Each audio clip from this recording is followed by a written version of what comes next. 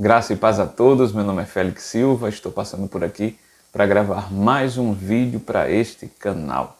E desde já gostaria de agradecer pela sua atenção, pedir a você que ainda não é inscrito no canal para se inscrever no nosso canal, também curtir os nossos vídeos, compartilhar com o máximo de amigos possíveis nas suas redes sociais, Instagram, Facebook, e também no WhatsApp, em todos os grupos, grupo dos amigos, grupo da igreja, grupo do departamento, todos os grupos que você faz parte.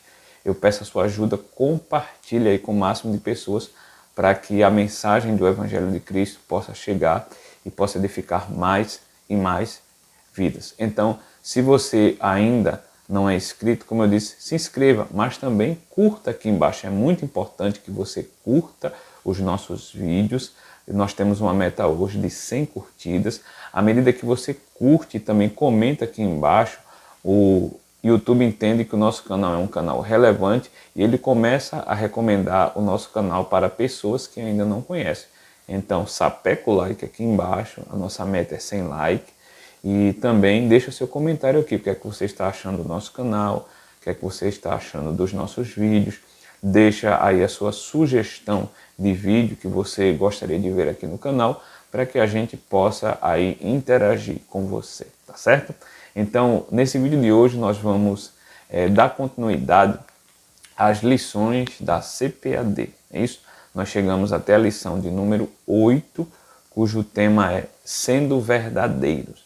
Então, antes de nós entrarmos propriamente nesta lição, eu gostaria de recomendar um livro muito importante, um livro muito bom, que é o livro do Dr. Martyn Lloyd-Jones, que é justamente o tema dessa lição do trimestre, que é esse livraço aqui, do Dr. Martyn Lloyd-Jones, Sermão do Monte, Dr. Martyn Lloyd-Jones. É um calhamaço, olha aí.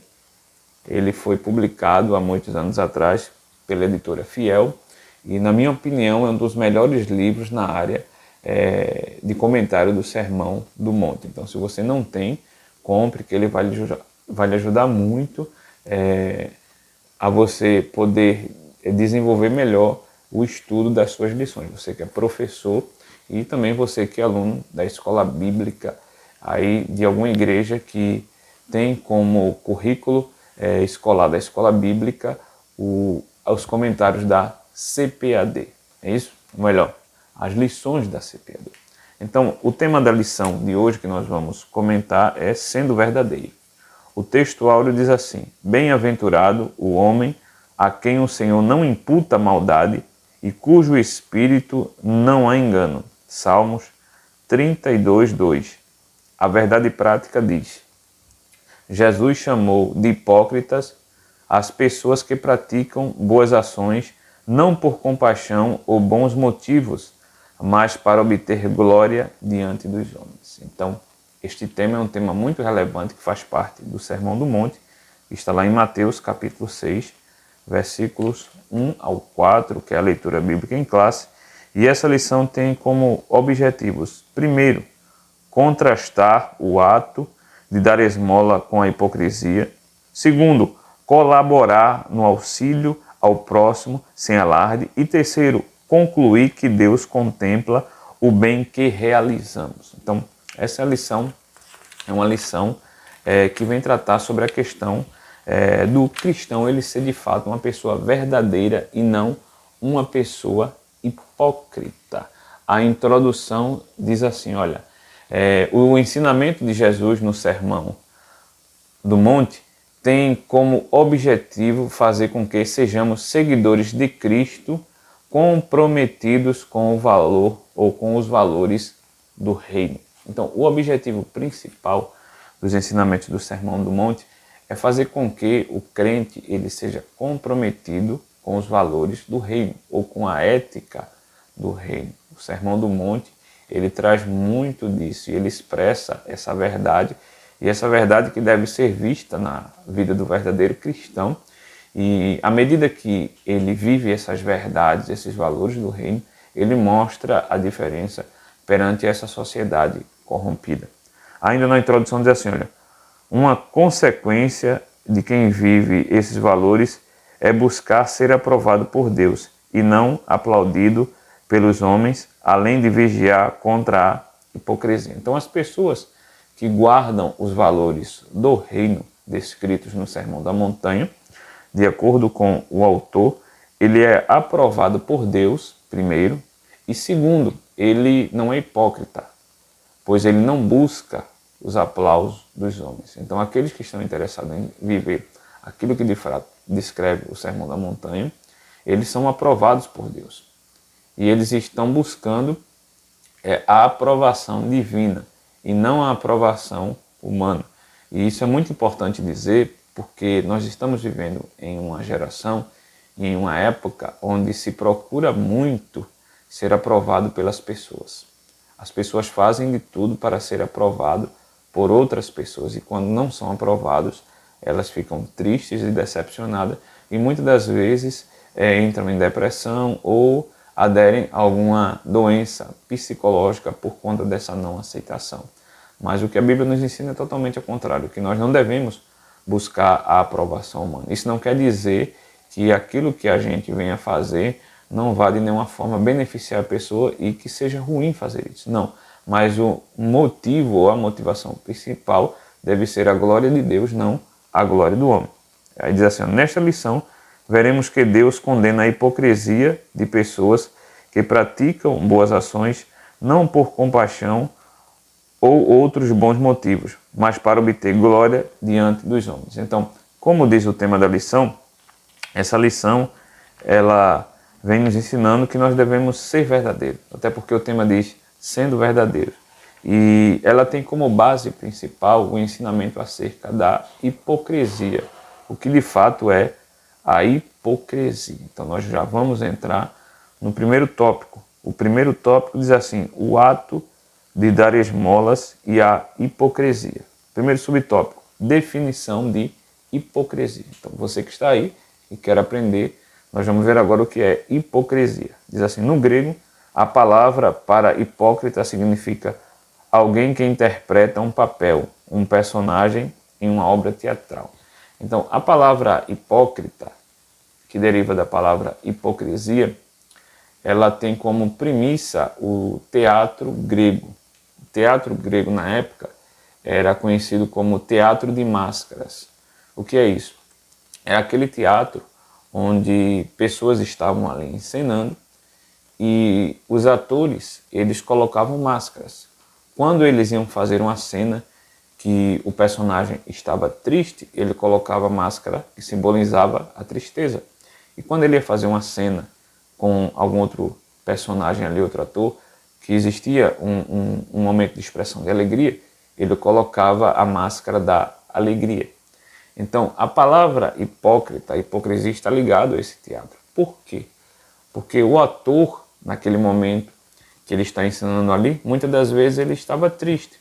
Mas, na peça teatral, tem um momento de alegria, ele tinha que colocar a máscara da alegria. E às vezes, existia um momento ali de tristeza, mas ele estava alegre. E ele tinha que colocar a máscara da tristeza. Então, a ideia de hipócrita, ou hipocrisia, é justamente essa. É você passar uma imagem que não condiz com a sua realidade interior. É você mostrar algo que de fato você não é. Então, quando a Bíblia nos fala de hipocrisia e de hipócritas, principalmente relacionado aos fariseus e escribas, a Bíblia nos está dizendo, ou está nos ensinando, que aquelas pessoas elas interpretavam um personagem que não condizia com a realidade daquilo que elas sentiam e daquilo que principalmente elas eram. Então a palavra hipocrisia tem a ver com isso. Diz assim, o uso dessa palavra no Evangelho de Mateus caracteriza o hipócrita como uma pessoa cujos atos pretendem impressionar os observadores, cujo foco está nos enfeites e não nas questões centrais da fé, e cuja conversa espiritual esconde motivos corruptos. Então, quando a gente vai para os evangelhos, principalmente no Evangelho de Mateus, a gente vê Jesus combatendo os fariseus, que eram a elite religiosa judaica da época. Os fariseus eram um dos grupos, dentre tantos que existiam no judaísmo, semelhantemente aos zelotes, aos escribas e também a outros que eles acreditavam e praticavam a religião judaica. Todavia, os fariseus eram o que mais crescia numericamente. Por quê? Porque os fariseus tinham uma interpretação muito rígida da lei. E na mentalidade do povo de Israel, provavelmente, quanto mais rígido fosse, mais correto era. Então, os fariseus interpretavam tudo de forma exagerada. Porém, eles não praticavam aquilo que eles ensinavam. E por isso que Jesus o chamou de hipócrita. Então, o comentarista vai dizer que no Evangelho de Mateus a hipocrisia tem essa característica e cujas pessoas pretendem impressionar os seus observadores com atos que não condizem com a sua realidade. E atos que estão ligados mais a uma aparência do que realmente para a essência. Então isso é uma expressão da hipocrisia e do hipócrita. Ele faz algo, ele realiza algo, mas as motivações dele ou dela não são verdadeiras. A essência dele não é aquela, mas eles fazem aquilo simplesmente para impressionar, para ganhar aplauso, para serem queridos pelo povo. E Jesus, em todo momento, no Evangelho de Mateus, a gente vê que ele condena isso. Ainda continuando, diz assim, olha, em Mateus 6, o hipócrita está em contraste com a pessoa de fé, cujo relacionamento com Deus é secreto. Então, o hipócrita, ele está totalmente em contradição contra Deus. Por quê? Porque o nosso Deus é um Deus da verdade. É um Deus que conhece tanto o exterior quanto o interior. Então, quando alguém pratica algum ato e aquele ato é hipócrita, não condiz com a realidade da fé cristã. Porque as motivações pelo qual levam o verdadeiro cristão a realizar coisas e fazer atos é justamente a glorificação do nome de Cristo, sendo que o do hipócrita é ao contrário. Continuando, diz assim, o grande desejo do hipócrita é sempre o de aparecer exteriormente, mas o problema é que o lado interno, sua verdadeira natureza, não é revelado. Então o hipócrita tem isso. Ele exteriormente está bem, está ótimo, mas por dentro é completamente diferente. Ele não revela aquilo que está por dentro, né? Ou seja, é uma vida de aparência. Por exemplo, você realizar uma benfeitoria para alguém, sendo que você não sente o desejo ou o prazer de fazer aquilo para enaltecer o nome de Deus. Mas na realidade você faz aquilo porque você sabe que aquilo é o correto e você faz aquilo para aparecer. Diz assim ainda, ninguém sabe o que há no íntimo do ser humano, somente Cristo, que conhece a natureza humana. Evangelho de João 2,25. Então, somente Cristo conhece a natureza humana. Se um hipócrita ele faz um ato e aquele ato é benéfico, a maioria das pessoas que vão ver a realização daquele ato vão aplaudir, vão dizer que coisa boa, vão elogiar. E vão achar que aquela pessoa está fazendo aquilo porque aquela pessoa é uma pessoa boa, está fazendo com bons ou com boas motivações, quando na realidade não. Então, o ser humano não tem como distinguir qual é a motivação daquele ato que foi feito. Mas Deus tem como saber, porque Deus ele é onipresente e ele conhece o íntimo do ser humano.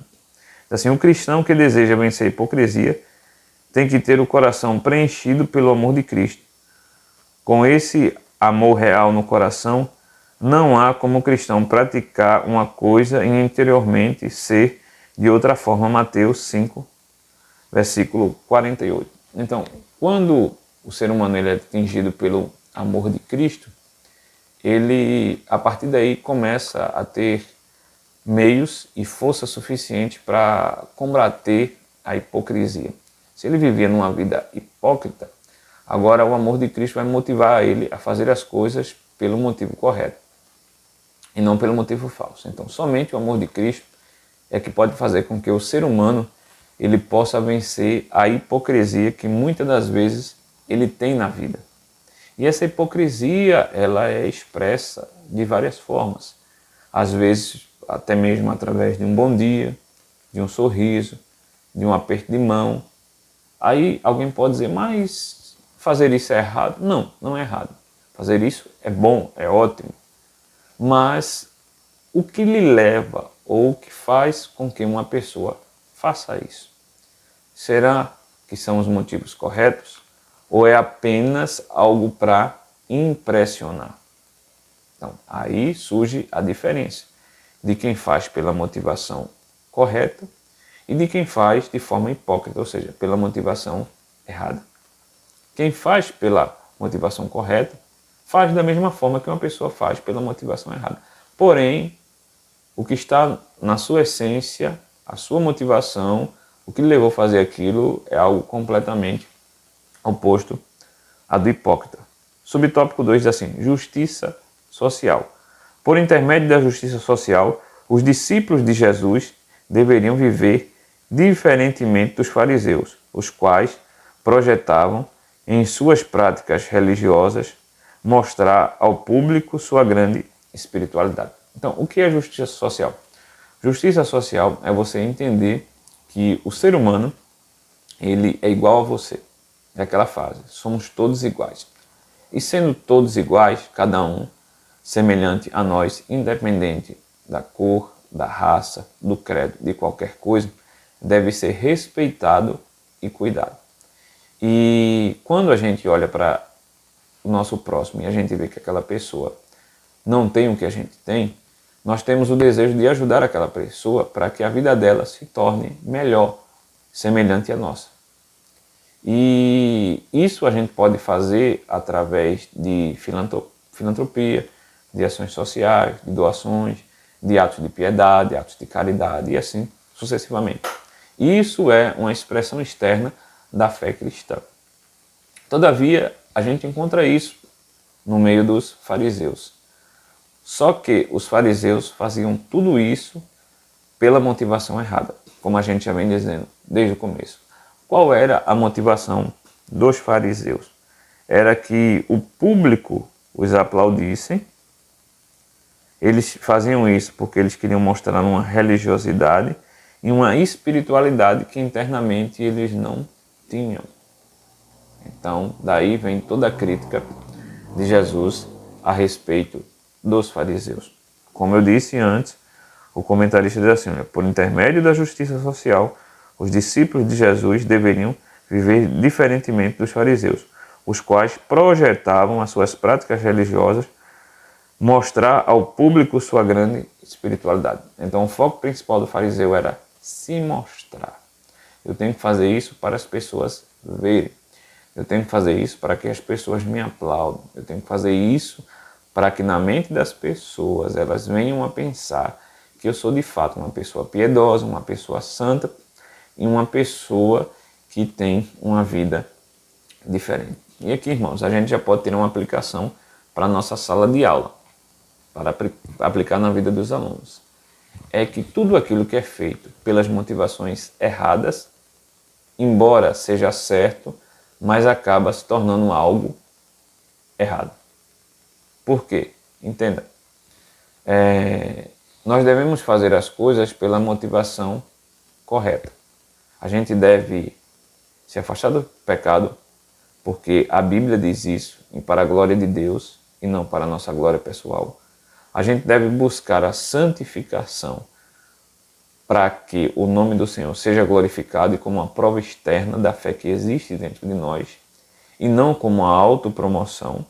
E a gente deve fazer obras de caridade para que a gente venha primeiro glorificar o nome de Deus que está no céu e ajudar o nosso próximo, e não por uma alta promoção, para que as pessoas vejam e nos aplaudam.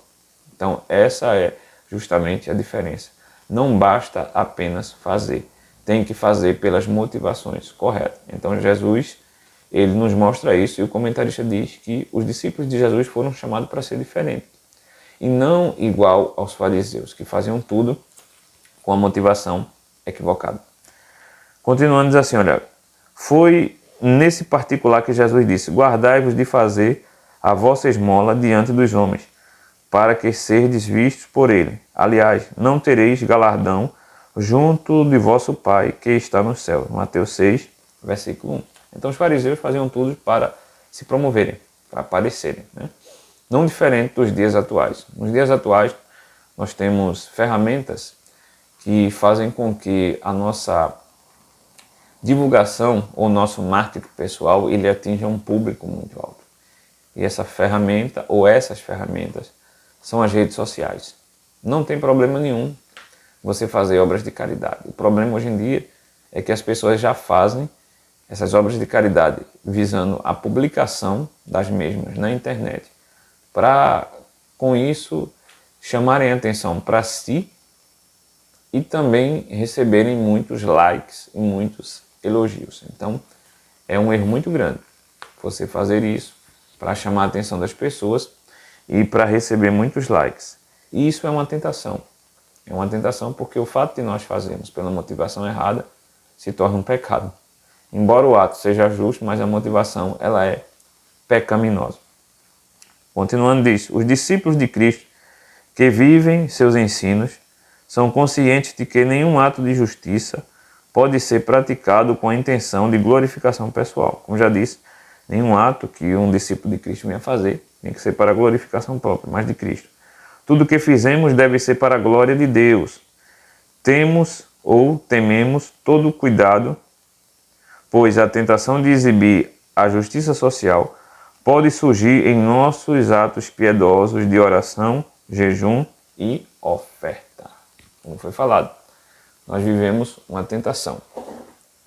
E essa tentação é de querer aparecer em torno daquilo que a gente faz para a glória de Deus, se é que realmente estamos fazendo para a glória de Deus. Então, eu e você somos tentados diariamente a fazer isso para aparecer, para ganhar aplauso, para ganhar like, para ser visto. Onde a gente passar, todo mundo diga, olha, aquela pessoa é uma pessoa muito boa, aquela pessoa é uma pessoa assim. E o nosso ego incha e vai lá para cima. Subtópico 3 diz, as 3 práticas da ética cristã. O apóstolo Tiago falou que a religião verdadeira tem como marca o serviço ao próximo, que também é um culto a Deus. Tiago 1,27. Então a religião verdadeira, de acordo com Tiago, é amar o próximo e principalmente amar a Deus sobre todas as coisas. Amar a Deus e amor ao próximo. Se eu amo a Deus, consequentemente eu amo o meu próximo e vou ajudar o meu próximo. João diz em uma das suas cartas, se eu digo que amo a Deus, mas não consigo amar o meu próximo, eu sou hipócrita. E a verdade não é em mim. Então, uma pessoa que verdadeiramente ama a Deus vai querer amar o seu próximo. E uma das formas de demonstrar esse amor ao próximo é através da justiça social. Jesus disse, claro, que nesse serviço cristão não podem faltar a oferta, a oração e o jejum. Porém, no seu ensino, o propósito desse serviço piedoso não poderiam ser deturpados, como fizeram os escribas e fariseus. Interessante observar que 3 práticas da ética do serviço cristão envolvem nossos bens, a oferta, o nosso espírito, a oração e o nosso corpo, o jejum. E são direcionadas a Deus, ao próximo e a nós mesmos. Então, 3 práticas do nosso dever como cristão. Primeiro, oferta. Segundo, oração. E terceiro, jejum. A oração, o jejum e a oferta são atos piedosos que, quando praticados com sinceridade e verdade, têm o reconhecimento do Senhor. Então a gente tem que praticar a oração, o jejum e a oferta de forma piedosa. Como? Fazendo para a glória de Deus. Devemos orar não para aparecer, mas para ter um diálogo com o Criador, né? E a gente entende muito bem que oração não é apenas petição. Oração é adoração, oração é clamar pela vontade de Deus, pela vinda do reino e também petição. O jejum era uma prática, né, que é a segunda obra piedosa, que existia desde o Antigo Testamento. Porém, em toda a Bíblia não existe nenhuma ordem direta acerca do jejum. E a gente vai ver, principalmente no Antigo Testamento, que o jejum, ele obrigatoriamente era uma vez por ano apenas. Só que os fariseus acabaram fazendo o jejum juntamente com os discípulos de João de uma forma exagerada. Se na lei descrevia que era feito apenas uma vez por ano, em uma das festas anuais, os fariseus pegaram esse jejum e começaram a fazer semanalmente, 2 vezes por semana. E jejuavam e oravam de forma hipócrita. As orações eram em pés na praça para aparecer e o jejum muitas das vezes era revelado a outras pessoas através de uma expressão de autocomiseração. E as ofertas também da mesma forma. Por outro lado, Jesus nos ensina que a religião sensacionalista e espetacular do dissimulado religioso perverte a piedade. Afinal, suas intenções é somente enganar e buscar aplauso humano. Tal procedimento é jamais adotado por um seguidor de Jesus, pois sabe que a prática de atos justos é somente com a finalidade de glorificar ao nome do Senhor. Então, a fé, ela é expressa através das obras, não tenha dúvida. Porém, essas obras, dependendo de cada pessoa, podem ser expressas por desejos equivocados. Mas aquele que verdadeiramente foi transformado, ele pratica essas obras pela motivação correta, não pelas motivações erradas. Quando ele pratica pelas motivações corretas, ele se assemelha a Cristo e logo é identificado como discípulo de Cristo. Mas se ele pratica pelas motivações erradas, ele está fazendo de forma hipócrita e está se assemelhando aos fariseus e não à pessoa de Cristo. Então, nesse primeiro tópico, que é o tópico 1, o ato de dar esmolas e a hipocrisia, a gente pode tirar como aplicação as seguintes coisas. Primeiro, que a hipocrisia não combina com o verdadeiro discípulo de Jesus. Se você é um discípulo de Jesus, você não vai viver uma vida hipócrita, uma vida onde você está preocupado mais com ações externas e coisas externas do que com o interno. Jesus disse: limpai primeiro o copo por dentro, para depois limpar por fora. Os fariseus faziam as coisas de forma externa, só que aqueles atos externos não expressavam a realidade verdadeira interna. Por isso que Jesus os chama de religiosos hipócritas. Então, a hipocrisia não combina com o verdadeiro discípulo de Cristo. O verdadeiro discípulo de Cristo, ele deve se afastar de uma vida hipócrita, ele tem que ser verdadeiro em tudo que ele faz, e as motivações daquilo que ele faz devem expressar a sua fé pela qual Cristo o transformou. Então, esse é o primeiro ponto que nós podemos tirar como aplicação.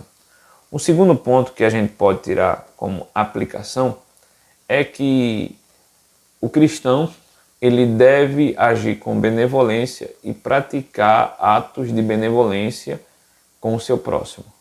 Quando eu digo atos de benevolência, eu digo justiça social. Ele deve amar a Deus sobre todas as coisas e o próximo. Então, uma das formas dele demonstrar esse amor com o próximo é através de atos de caridade. Ele deve primeiro realizar caridade com a família da fé, como diz a Bíblia, e depois com aquelas pessoas que não fazem parte da família da fé em Cristo Jesus. Não é ajudar somente os da família, principalmente os da família, mas também aqueles que não fazem parte, aquelas pessoas que não comungam da nossa fé. A exemplo disso, nós vamos ver a passagem do bom samaritano, onde ele ajuda uma pessoa ali no meio do caminho que está caída, que foi assaltada, que foi machucada, e aquela pessoa ali tem uma fé completamente diferente da sua em alguns pontos. Então, o cristão ele tem que praticar esses atos de justiça social, de benevolência e de piedade para com Deus. Essas são as duas aplicações que nós podemos tirar desse primeiro tópico e que você pode desenvolver melhor na sua sala de aula. O segundo tópico diz assim: auxiliando o próximo sem alarde. O primeiro subtópico diz assim: qual é a motivação do seu coração? Aí diz: a prática da generosidade para com alguém é bíblica e há tempos estava presente na lei. Então a gente vai ver que a prática de ser generoso não é algo novo, não é algo do Novo Testamento, da Nova Aliança, mas algo que está implícito na Antiga Aliança. A gente vê isso no livro de Levítico, em Deuteronômio, Jeremias, Amós, Daniel, em outras partes da Bíblia, né? Na lição aí está toda a referência. Diz assim: como também nos ensinos de Jesus. A gente vai ver isso em Lucas, em João e em Gálatas. Então, no Antigo e no Novo Testamento, a prática da generosidade para com o semelhante, com o próximo, é algo que faz parte da fé cristã. Por quê? A fé cristã, ela não é uma fé meramente intelectual. Existe sim a parte intelectual da fé, mas também existe a parte prática da fé. E nessa parte prática envolve o ajudar, o amar e o servir ao próximo. Isso na antiga aliança e na nova aliança. E a gente vai ver isso mais detalhado, mais na frente. A gente diz assim, o verbo hebraico para generosidade é gamal, que significa resolver completamente, recompensar, repartir, fazer algo para alguém, agir com generosidade. Então isso é ser generoso ou agir com generosidade, é resolver, recompensar, repartir e etc. Teologicamente, a generosidade expressa gratidão por algum benefício recebido. É preciso, porém, entender que às vezes, aparentemente, as pessoas podem demonstrar um ato de generosidade com motivos errados, pois a mão pode dar uma oferta, um presente, mas a motivação oculta do coração pode ser outra. Então, generosidade é preciso, é necessário ser feito. Agora, a gente deve abrir um parênteses aqui. Tem muita gente que pratica atos generosos, e a gente vê isso já na Bíblia, com as motivações erradas. Quais são essas motivações? Primeiro, aparecer como um bonzinho perante as demais pessoas. Não, eu vou fazer um ato de caridade, um ato de generosidade, porque eu quero que as pessoas me vejam como uma pessoa boa. Isso é uma motivação e uma motivação errada. Segundo, eu vou fazer um ato de caridade para que as pessoas tirem foto e publiquem em algum site, em algum jornal, em algum lugar, para quem me vê possa aplaudir e possa de alguma forma pensar como aquela pessoa é uma pessoa diferente. Então isso é também uma motivação errada. Terceiro, pessoas fazem atos de generosidade às vezes para se sentir bem. Não é nem para fazer o outro se sentir bem, mas às vezes para se sentir bem. Eu me lembro de uma vez eu ouvi uma história de um escritor que ele pesquisou sobre a questão dos mendigos no meio da rua e ele fez um trabalho de pesquisa muito profundo a ponto de passar alguns dias na rua e ele descobriu que tinha muita gente que fazia obras de generosidade e caridade com mendigos, não porque eles queriam ajudar, mas a motivação era porque eles queriam se sentir bem primeiro. Então eles se sentindo bem, aquilo para eles era bom. Então isso também é uma motivação errada. Continuando, diz assim, o crente deve buscar ser sincero na sua contribuição, fazendo isso na íntima satisfação da sua mente e no Espírito de Cristo, pois ele sabe a motivação do seu coração quando estende a mão para dar. Mateus 9, 4, 12, 25, 28, 18 e João 16, 19. Então o crente deve buscar ser sincero na sua contribuição. Ou seja, aquilo que ele faz, ele deve fazer pelas motivações corretas, não pelas motivações erradas, diferentemente dos escribas e fariseus. Por quê? Porque Jesus conhece a obra de cada um. Jesus sabe quais são as motivações realmente do íntimo de cada um e contempla tudo aquilo que é feito, independente do que seja feito. Para Deus o que conta é a motivação. E pensando nisso, vale a pena lembrar aquela passagem da viúva, né, que dá um valor muito irrisório, muito pequeno, mas o texto vai dizer que aquela mulher, ela deu o melhor para Deus, embora fosse pouco, mas ela deu com verdade, e aquilo fez com que o nome do Senhor fosse glorificado. Subtópico 2 diz assim, o que buscamos quando auxiliamos o próximo? Uma pergunta. O que buscamos quando auxiliamos o próximo? O discípulo de Cristo não busca se promover quando se dispõe a ser generoso para com o próximo. Não tem interesse em chamar a atenção de ninguém. Então, primeiro, o discípulo de Cristo não busca se promover quando se dispõe a ser generoso com o próximo. Então, ser generoso com o próximo não é promoção, não é aparecer.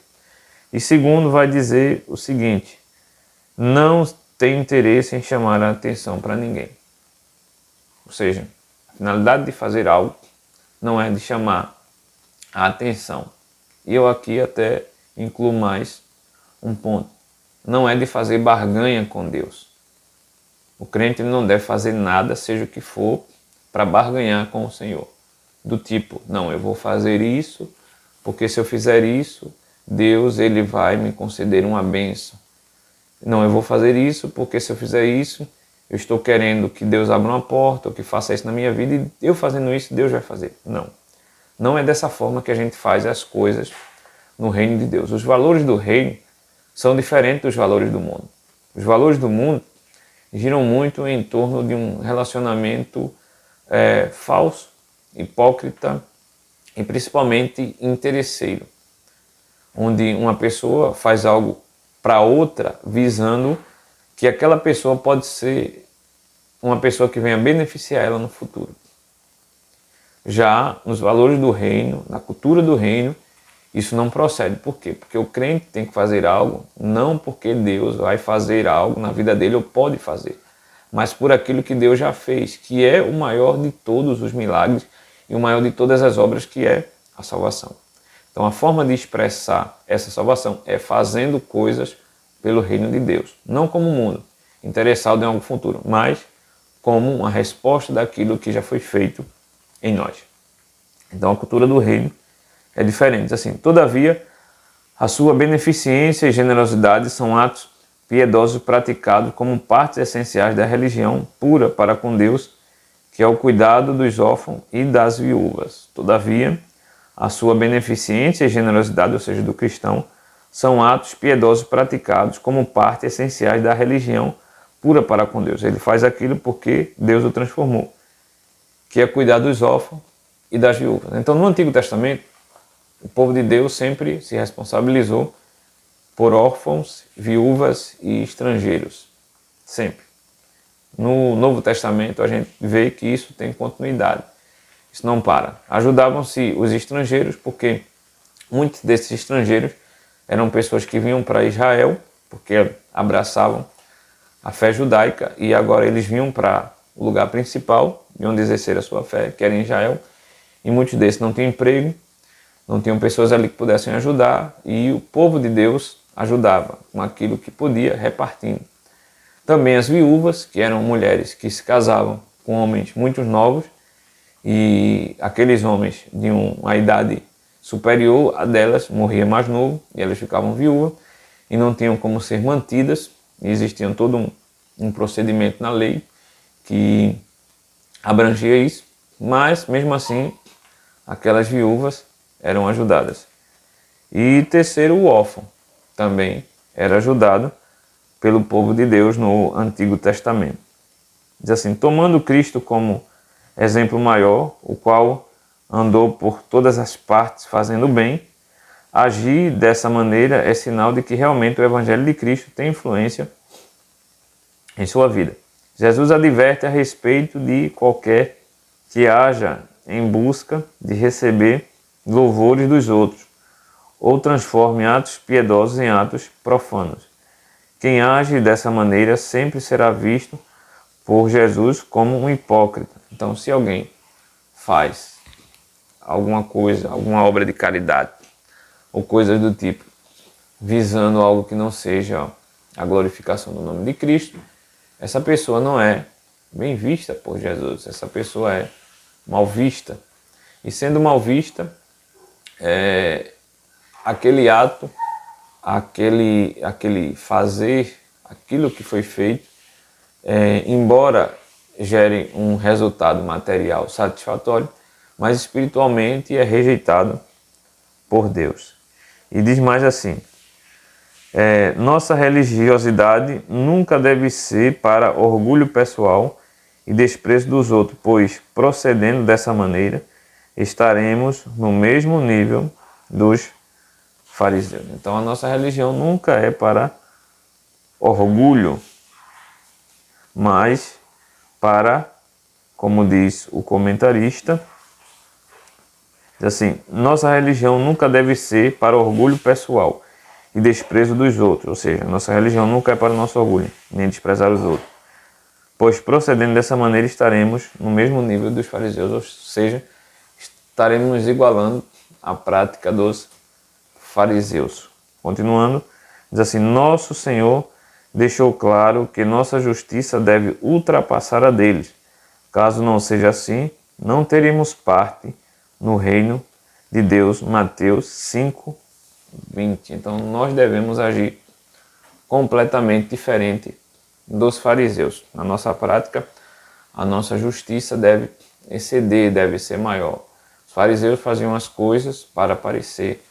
Os discípulos de Cristo fazem as coisas para o louvor e a glória de Deus. Os fariseus praticavam atos de piedade para serem glorificados e receberem aplauso.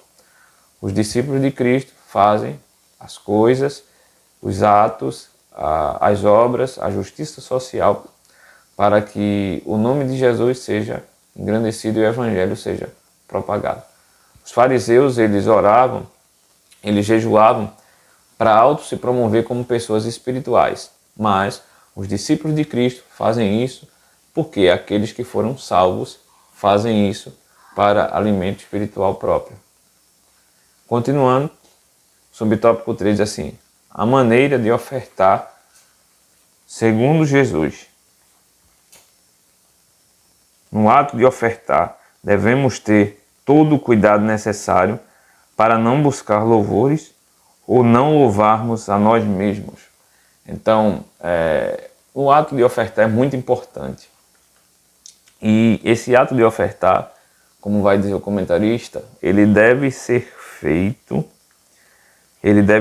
com o cuidado necessário, não para buscar louvores, ou seja, engrandecimento. As pessoas olharem e dizem: olha, aquela pessoa, ela oferta muito bem, olha a oferta daquela pessoa, é uma oferta alta, olha, aquilo que a pessoa oferta na obra de Deus, no reino, é coisa maravilhosa. E com isso o nome da pessoa é engrandecido. Então, o comentarista vem dizer que a gente não deve fazer dessa forma. Depois ele diz assim: olha, quando ofertamos, não devemos tocar trombetas.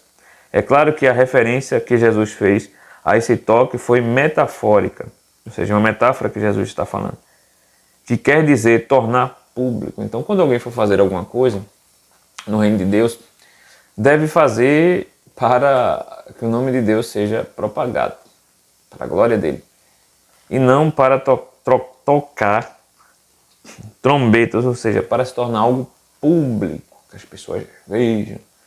Muitas das vezes as pessoas fazem ato de caridade, né, principalmente no mundo, e as pessoas fazem pela motivação errada. Não vou fazer um ato de caridade aqui, vou doar cestas básicas, vou doar roupas, para que as pessoas vejam quem eu sou, me elogiem, me aplaudam e vejam como eu sou uma pessoa boa. Isso não vale para Deus. Isso é apenas palha. Eu vou aqui fazer algo pelo bem desses mendigos, nessa ONG aqui, para que venha alguém e fale comigo. É claro que ninguém faz isso, ou ninguém faz isso e diz isso, mas lá no íntimo do coração, muitas das vezes é essa a realidade. É essa a realidade. E isso é rejeitado. Aí diz mais assim: quanto à forma correta de se ofertar, Jesus disse que isso deve ser feito de duas maneiras. Primeiro, sem alarde público, ou seja, para ninguém saber, não precisa ninguém saber. Para que as pessoas saberem? Tem pessoas que às vezes fazem doação para outras pessoas e ficam comentando com outras pessoas o que fizeram, né? Para se sentirem diferentes, para quererem ser melhor.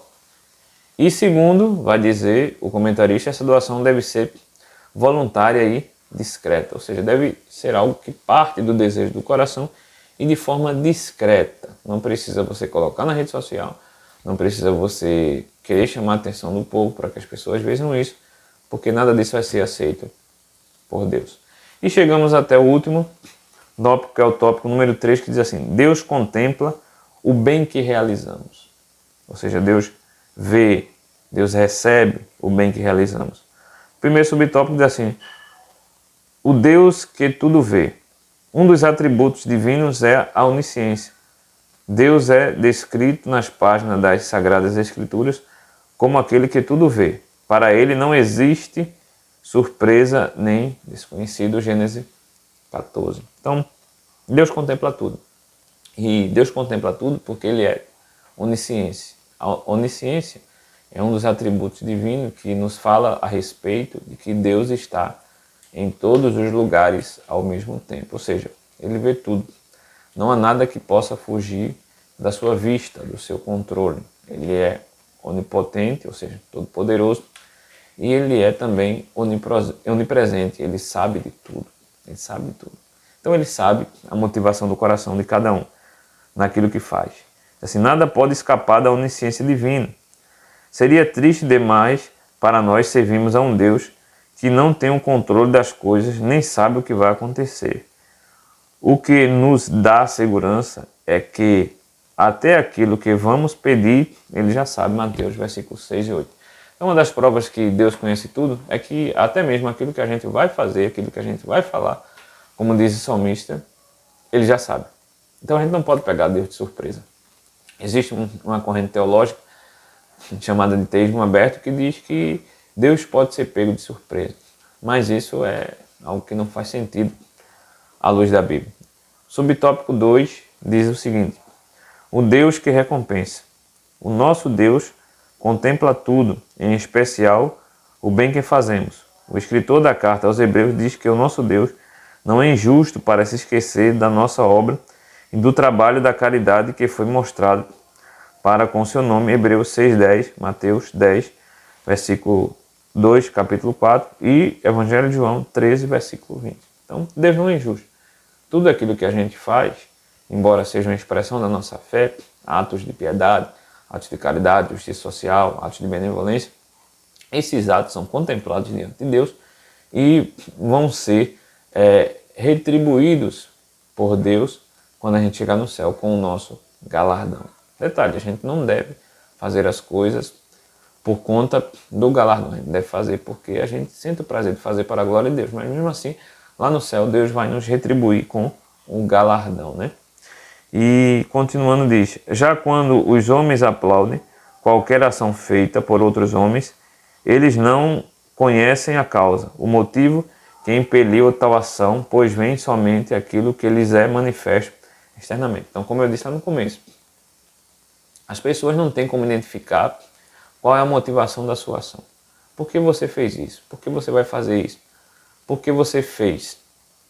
Aparentemente, para o ser humano, todos têm a mesma motivação, ou seja, um coração bom. Mas não, tem pessoas que fazem porque realmente têm um coração bom e tem outras pessoas que fazem somente para glória pessoal e para aparecer.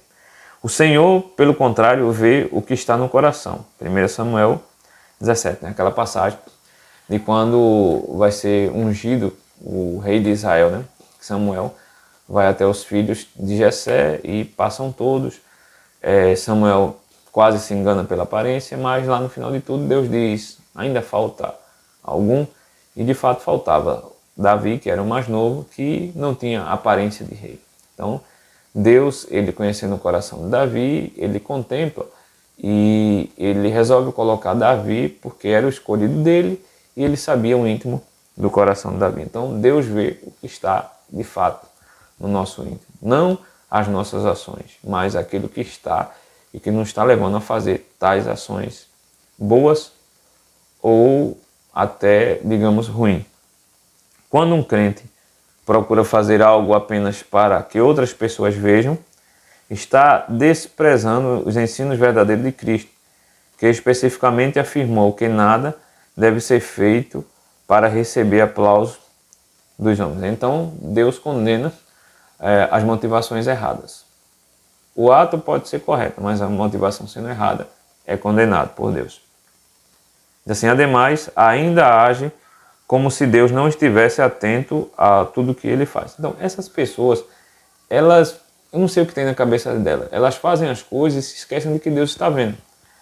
Eu acredito que essas pessoas realmente não acreditam no Deus da Bíblia, porque a Bíblia nos informa a todo momento que o Deus da Bíblia é um Deus onisciente. Então, como uma pessoa em sã consciência pode fazer algo pelas motivações erradas, embora saiba que as pessoas que estão ali recebendo aquilo que está sendo feito não saiba qual é a motivação, mas o Deus que está no céu sabe. E isso é o principal de tudo. Diz assim, os verdadeiros servos do Senhor são conscientes de que quem recompensa é Deus.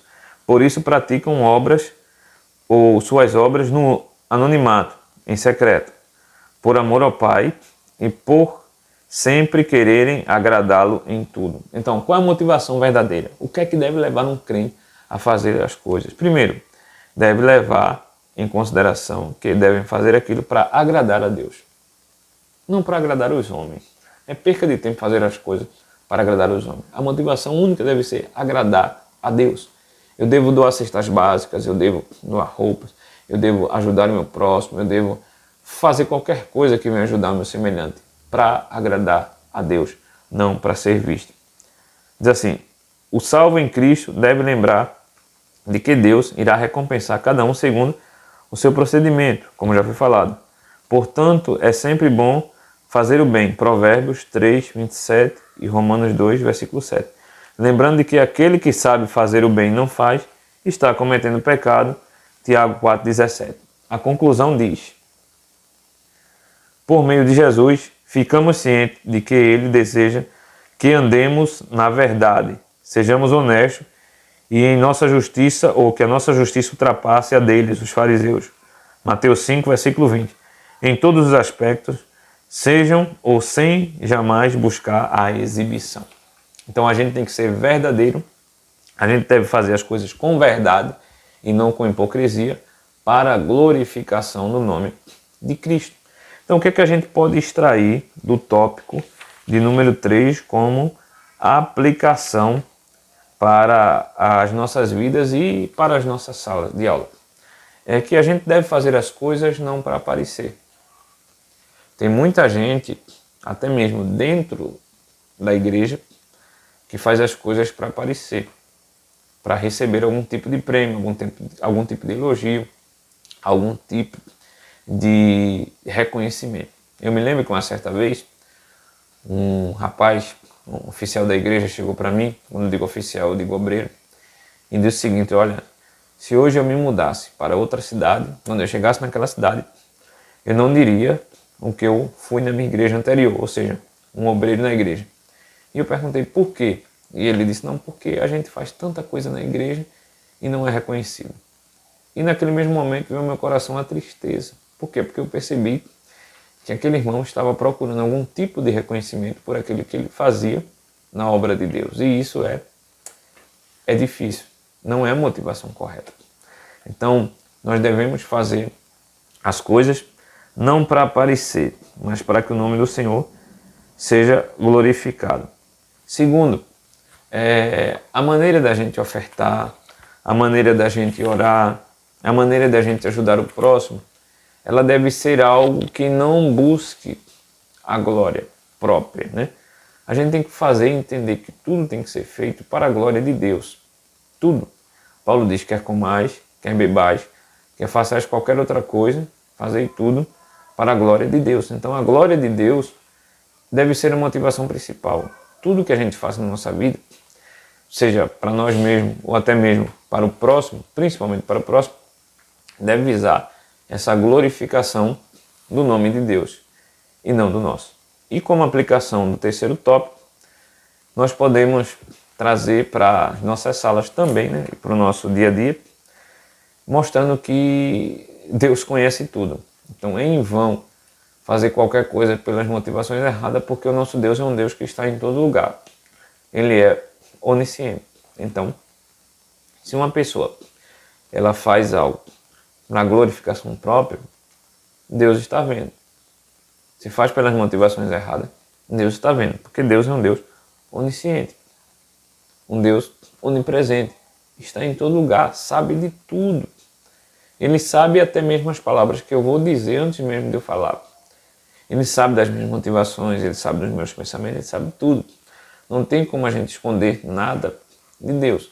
Então, se a gente não tem como esconder nada de Deus, então a gente deve fazer as coisas com verdade. Essa é a segunda aplicação. Com verdade, não com fingimento, não de hipocrisia, mas com verdade. Então, meus irmãos, que Deus nos ajude em Cristo, que Ele possa nos dar uma lição abençoada nas nossas salas e que o nome dele venha a ser glorificado através dessa lição. Pediria para você mais uma vez para se inscrever aqui no canal. Você que não é inscrito, deixar o seu like, a nossa meta é 100 likes, compartilhar com o máximo de pessoas possíveis e deixar o seu comentário aqui embaixo, o que é que você está achando, sugestões e assim por diante, tá bom? Deus abençoe, fique na paz.